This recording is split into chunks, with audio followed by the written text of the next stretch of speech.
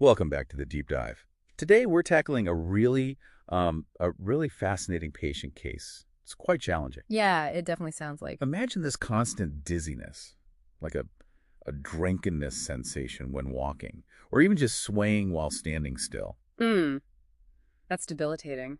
And on top of that, significant visual stuff, Mm. eye strain, visual fatigue, and really pronounced neck and shoulder tension. Okay.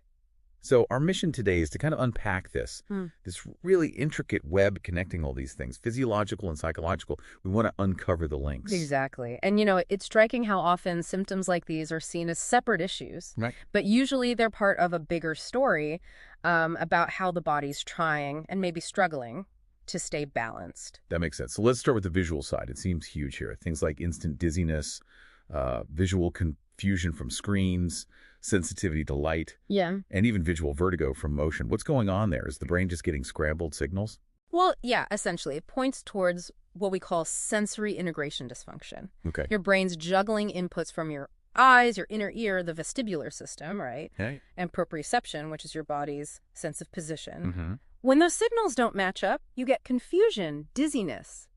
It's disorienting. So that visual dependence they mentioned. That's a classic example. The brain starts over-relying on vision because maybe the other systems feel unreliable.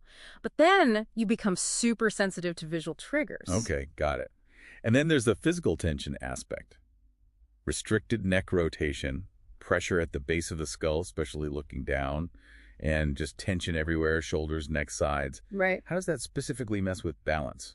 The neck part. Ah, well, that screams cervicogenic dizziness. Cervicogenic. Okay. Yeah, the muscles in your neck are packed with proprioceptors, those position sensors. If they're tight or sending wonky signals because of tension or restriction. It confuses the brain's balance centers. Precisely. And think of the body as a kinetic chain. Like dominoes. Kind of, yeah.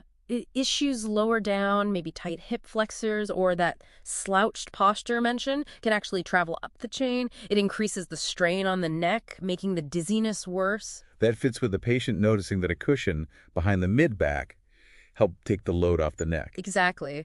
It shows how posture, like the whole body posture, matters, not just the neck itself. Now, this next bit seems really strange. Dizziness while chewing food. Which then leads to anxiety about eating because it might trigger dizziness. That feels really out of left field. It does sound odd, I know.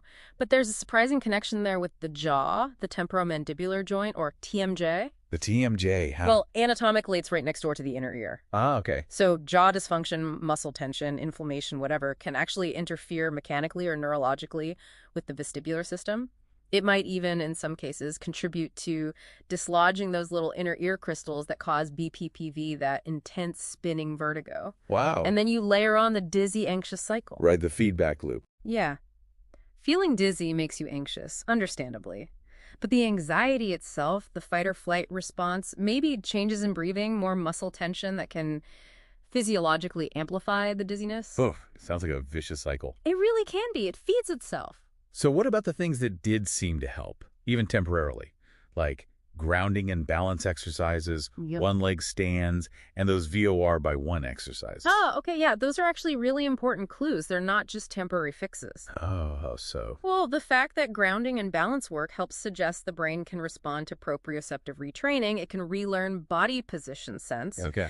And the VOR exercises vestibulo-ocular reflex, basically training your eyes to stay stable when your head moves. Uh-huh. The fact that those help shows the vestibular system is also trainable. The brain can recalibrate. So it means there's potential for improvement. Significant potential, yes. It strongly suggests that a comprehensive approach hitting the vision, the balance system, the posture, the neck, and the anxiety has a really good shot at working. So, the bottom line here, I think, is that these symptoms aren't isolated things. It's all connected in an intricate web, really. Visual, vestibular, proprioceptive, musculoskeletal, psychological. Exactly. You have to look at the whole picture, treat it holistically. That's a great summary. So thinking about this intricate web, what stands out to you personally listening to this? Do you ever notice seemingly unrelated aches or discomforts in your own body? Could they maybe be more connected than you think? Something to mull over, perhaps, about your own holistic well-being.